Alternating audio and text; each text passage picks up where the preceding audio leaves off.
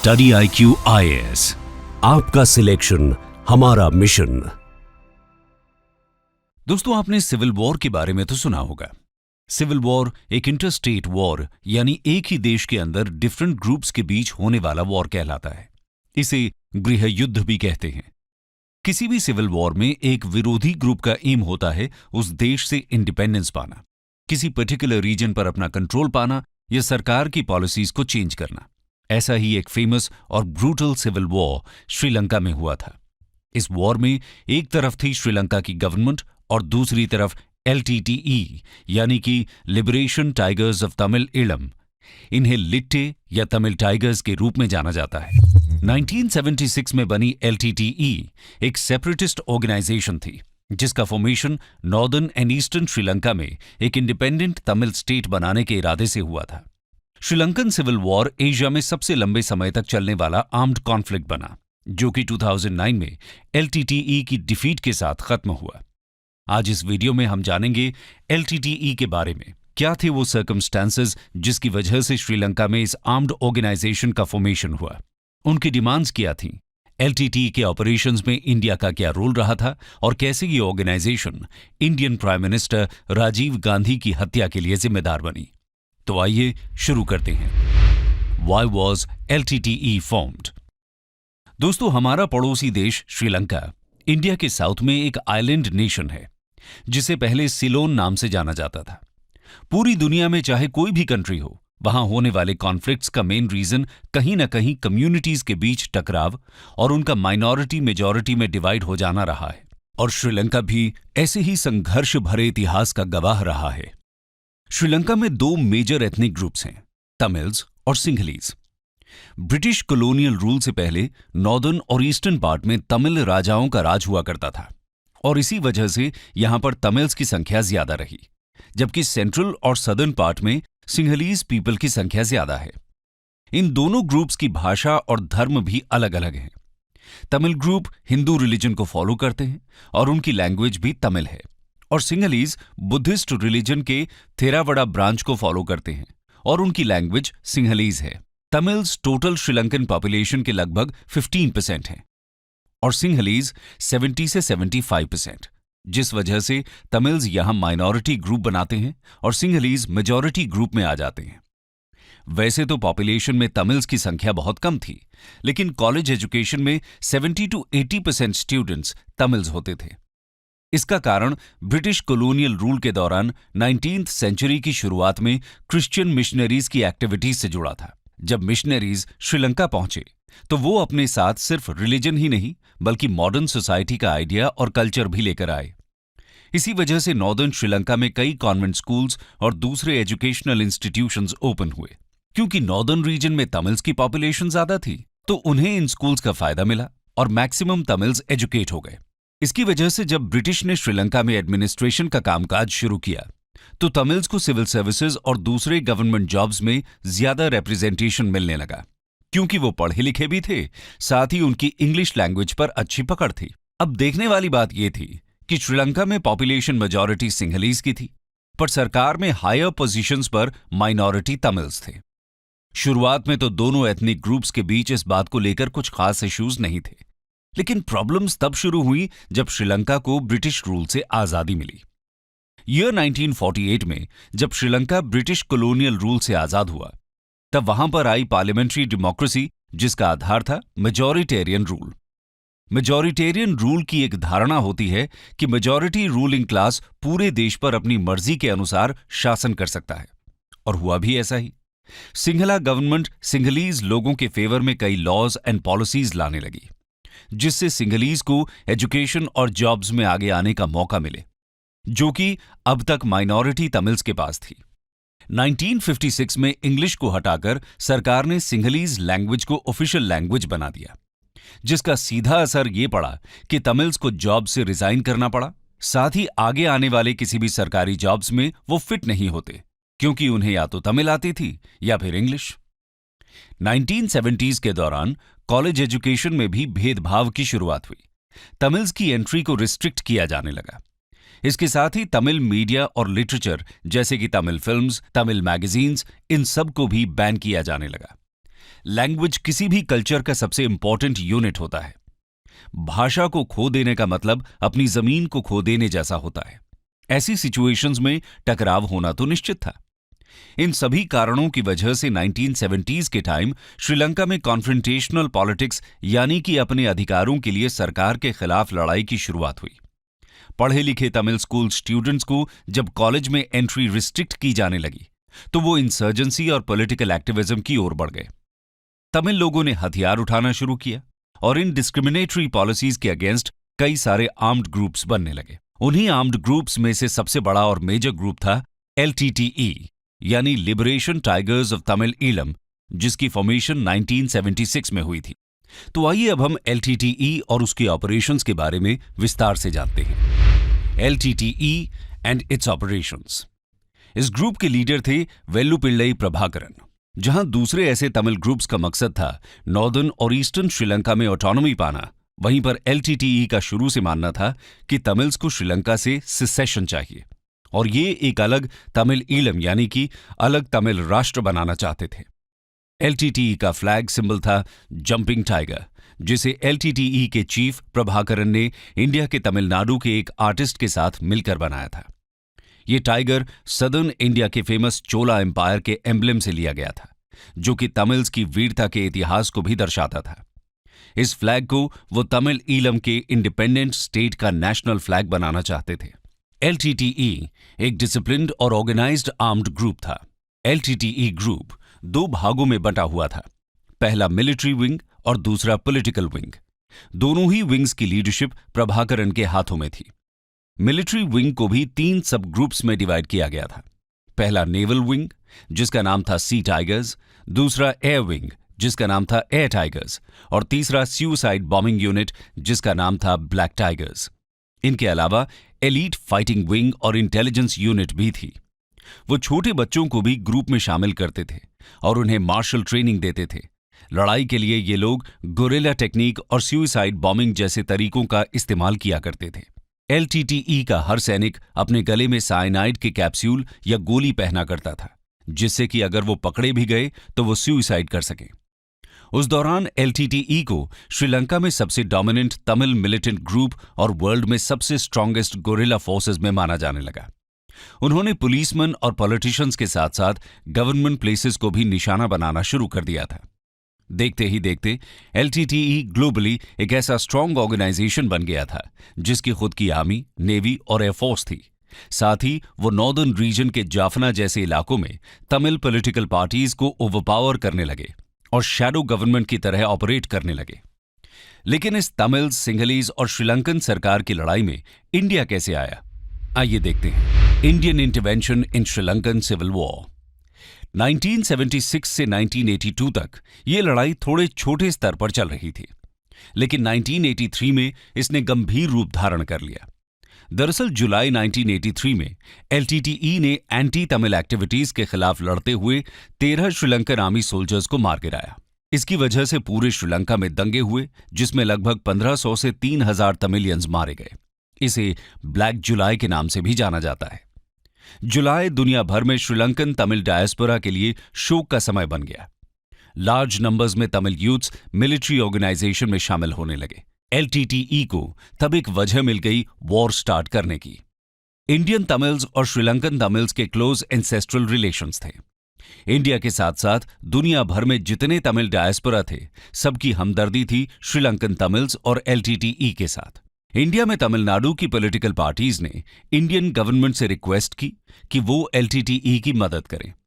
उस वक्त इंडिया को भी लगा कि अगर श्रीलंका में ये सिविल वॉर होता रहा तो इंडिया की यूनिटी और टेरिटोरियल इंटेग्रिटी पर खतरा हो सकता है। ब्लैक जुलाई दंगों के बाद इंडियन गवर्नमेंट ने डिसाइड किया कि वो इंसर्जेंट ग्रुप्स को सपोर्ट करेगी। इंडियन इंटेलिजेंस एजेंसी रॉ ने LTTE को हेल्प करना शुरू किया। उन्हें हथियार सप्लाई किए गए और मिलिट्री ट्रेनिंग भी देने लगे। उधर दूसरी तरफ LTTE का डोमिनेंस बढ़ता देख 1987 में श्रीलंकन आर्मी ने ऑपरेशन लिबरेशन शुरू किया, जिसका मकसद था श्रीलंका के जाफना रीजन से LTTE को खत्म करना, और यहां से शुरू हुआ असल सिविल वॉर।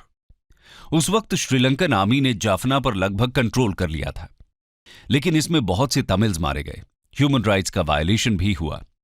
इस बात से परेशान इंडियन तमिल्स ने गवर्नमेंट से रिक्वेस्ट की कि वो अपने तमिल लोगों के लिए इस वॉर में इंटरवीन करें। इस वजह से 2 जून 1987 को इंडियन गवर्नमेंट ने मानवीय सहायता के तौर पर इंडियन शिप्स के थ्रू जाफना टाउन के लिए ह्यूमैनिटेरियन एड भेजा।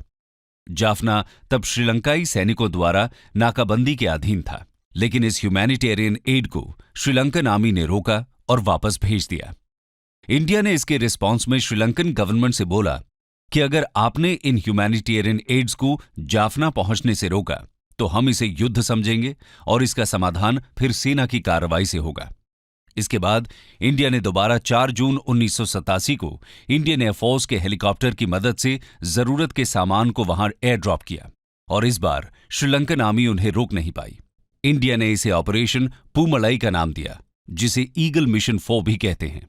श्रीलंकन गवर्नमेंट ने भारत पर आरोप लगाया कि जब सरकार LTTE को हराने के बहुत ही करीब थी, तब इंडिया ने खाना और दवाइयों के साथ साथ हथियारों से भी विरोधियों की मदद की। लेकिन श्रीलंका उस वक्त भारत के साथ युद्ध करने के लिए भी तैयार नहीं था।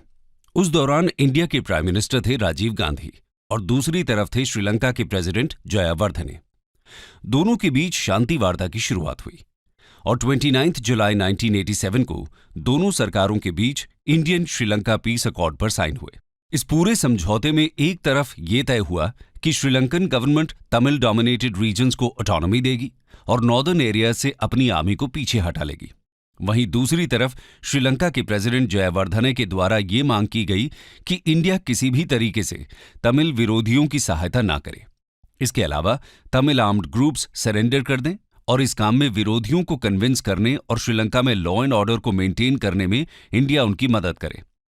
इसके लिए इंडियन आर्मी का एक part Indian peace keeping force यानी कि IPKF के नाम से नॉर्दर्न श्रीलंका में भेजने की बात हुई और 30 जुलाई 1987 को IPKF की पहली एस्टैब्लिशमेंट जाफना में डिप्लॉय की गई। IPKF का मेन टास्क सिर्फ LTTE ही नहीं बल्कि सभी तमिल मिलिटेंट ग्रुप्स को डीमिलिटराइज करना था। हालांकि कॉन्फ्लिक्ट तो तमिल्स और सिंहलीज के बीच था, लेकिन पीस अकॉर्ड साइन हुआ श्रीलंकन गवर्नमेंट और इंडिया के बीच।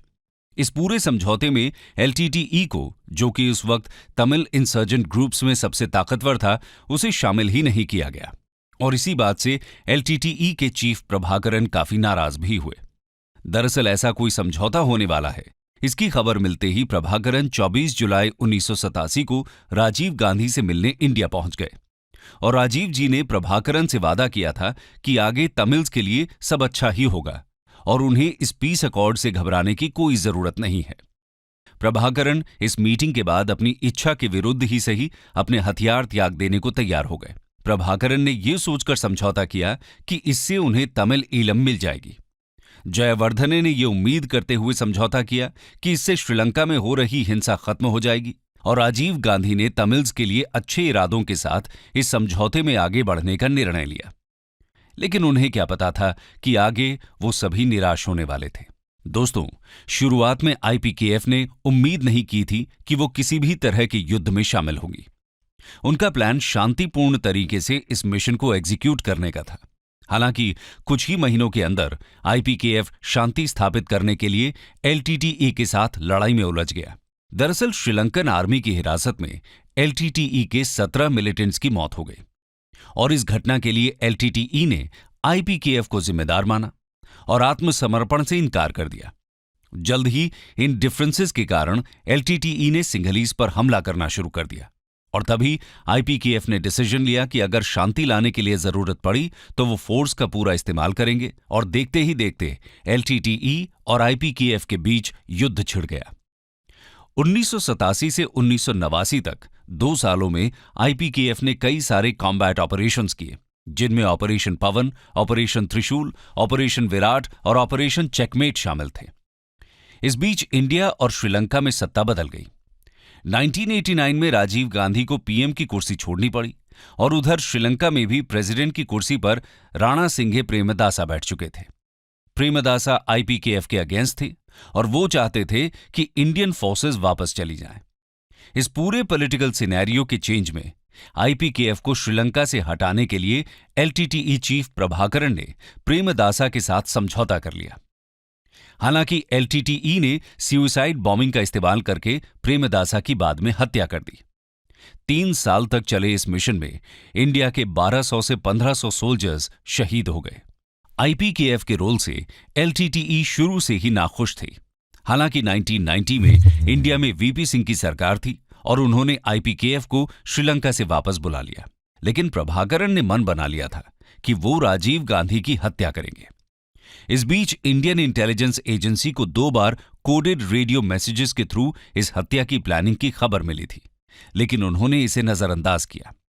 1991 में इलेक्शंस होने वाले थे और अगर राजीव गांधी पीएम बन जाते तो उनकी सिक्योरिटी बढ़ जाती, इसलिए प्रभाकरण ने प्लान के तहत इलेक्शन से पहले ही उन्हें मार गिराने का सोचा। उन्हें डर था कि फिर से राजीव गांधी भारतीय सैनिकों को श्रीलंका भेज सकते हैं। 21 मई 1991 को तमिलनाडु के श्रीपेरुम्बुदूर में एक इलेक्शन रैली में राजीव पहुंचे। वहां पर मौजूद थी एलटीटीई की एक फीमेल सुसाइड बॉम्बर जिसका नाम था धानु। धानु अपने साथ 4 और एलटीटीई मेंबर्स को लेकर पहुंची थी। वहां मौजूद सब इंस्पेक्टर अनुसुईया डेजी ने धानु को रोकने की कोशिश की, पर राजीव गांधी ने खुद उन्हें अपने पास मिलने बुला लिया। वो राजीव गांधी के पास उन्हें माला पहनाने को पहुंची और सुसाइड बॉम्ब का बटन प्रेस कर दिया। इसमें राजीव गांधी के साथ 14 अन्य लोग मृत्यु का शिकार हुए। इस हत्या को अंजाम देने के लिए एलटीटीई ने बखूबी इसकी प्रैक्टिस भी की थी। फॉर्मर पीएम वीपी सिंह की रैली में उन्होंने सेम पैटर्न का रिहर्सल किया था, बस उन्हें मारा नहीं था। राजीव गांधी की हत्या एलटीटीई द्वारा की गई वेल प्लान्ड और वेल एग्जीक्यूटेड हत्याओं में से एक थी। हालांकि एलटीटीई और प्रभाकरण इस आत्मघाती बम विस्फोट में अपनी भूमिका से इनकार करते रहे। इसके अलावा 1994 में एलटीटीई ने सेम पैटर्न को फॉलो करते हुए कुछ श्रीलंकन कैबिनेट मिनिस्टर्स की भी हत्या कर दी। राजीव गांधी की हत्या के बाद इंडिया इस सिविल वॉर का सिर्फ एक आउटसाइड ऑब्जर्वर बनकर रह गया। 1994 में श्रीलंका में इलेक्शंस के बाद एलटीटीई और सरकार के बीच शांति वार्ता की शुरुआत हुई और लगभग 1-2 सालों तक इस लड़ाई पर विराम लगा। लेकिन एलटीटीई द्वारा श्रीलंका नेवी क्राफ्ट पर एक हमले के बाद सरकार ने जाफना रीजन में दोबारा नाकेबंदी लगा दी। 1995 से शुरू हुए कई मिलिट्री ऑपरेशंस के बाद 1998 में एलटीटीई ने फिर से इस रीजन में अपना कंट्रोल जमा लिया। 2001 में श्रीलंका में फिर से सत्ता बदली और रानिल विक्रमसिंघे की सरकार आने के बाद एलटीटीई ने एक तरफा युद्ध विराम यानी कि सीज फायर की घोषणा कर दी। दोनों पार्टीज के बीच 2002 में सीज फायर अग्रीमेंट साइन हुआ और एलटीटीई एक सेपरेट स्टेट की मांग को छोड़कर रीजनल ऑटोनॉमी की मांग करने लगे। पर यहां तब भी सिचुएशन में कोई खासा सुधार नहीं आया। 2002 से लेकर 2007 तक multiple cease fire agreement violations हुए। हवाई हमले, सुसाइड अटैक्स और मिलिट्री फाइट्स का सिलसिला दोबारा शुरू हो गया। आखिरकार जनवरी 2008 में श्रीलंकन सरकार ने इस सीज फायर अग्रीमेंट से हाथ पीछे खींच लिए और राजीव गांधी की हत्या के ठीक 18 साल के बाद 2009 में श्रीलंकन आर्मी ने प्रभाकरण को मार गिराया और इसी के साथ एलटीटीई ने अपनी हार मान ली और यह युद्ध खत्म हुआ। कंक्लूजन। दोस्तों, एलटीटीई चीफ प्रभाकरण की मृत्यु के बाद 26 सालों का यह खूनी संघर्ष अचानक समाप्त हो गया। एलटीटीई के ऊपर मानव अधिकारों का सम्मान न करने का आरोप लगा और कई सरकारों द्वारा इसे एक आतंकवादी समूह के रूप में प्रतिबंधित कर दिया गया। इन सरकारों में America, India, Canada, UK, Malaysia, Australia और यूरोपियन यूनियन शामिल थे। इस सिविल वॉर के खत्म होने के बाद श्रीलंकन गवर्नमेंट ने इनोसेंट सिविलियंस पर जो अटैक्स हुए और आर्मी के द्वारा किए गए वॉर क्राइम्स के लिए लेसन्स लर्न्ड एंड रेकंसिलिएशन कमीशन बनाया। 2013 में श्रीलंका के नॉर्थ प्रोविंस में इलेक्शंस हुए और तमिल नेशनल अलायंस की सरकार बनाई गई। इस पूरी घटना में इंडिया के रोल को एक पॉलिटिकल ब्लंडर के तौर पर देखा गया। क्या होता अगर इंडिया इंटरवीन नहीं करता? क्या होता अगर इंटेलिजेंस एजेंसीज राजीव गांधी के मर्डर के कोडेड सिग्नल्स को सीरियसली लेते? क्या होता अगर इंस्पेक्टर अनुसुईया धानु को राजीव गांधी के पास आने से रोक लेती? श्रीलंका के साथ साथ इंडिया के लिए भी यह सिविल वॉर एक लर्निंग इवेंट रहा। स्टडी IQ IAS, आपका सिलेक्शन हमारा मिशन।